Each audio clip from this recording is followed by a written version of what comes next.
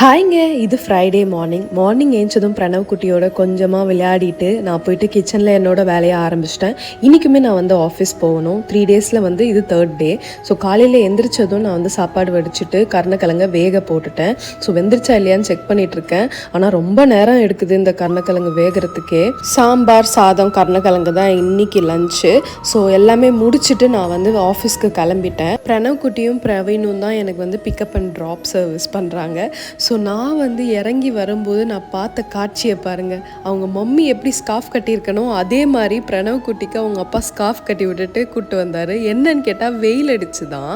So வரும்போது வீட்டுக்கு return வரும்போது அதுக்குள்ளே பிரணவ் வந்து அந்த ஸ்கார்ஃப்லேயே தூங்கிட்டான்.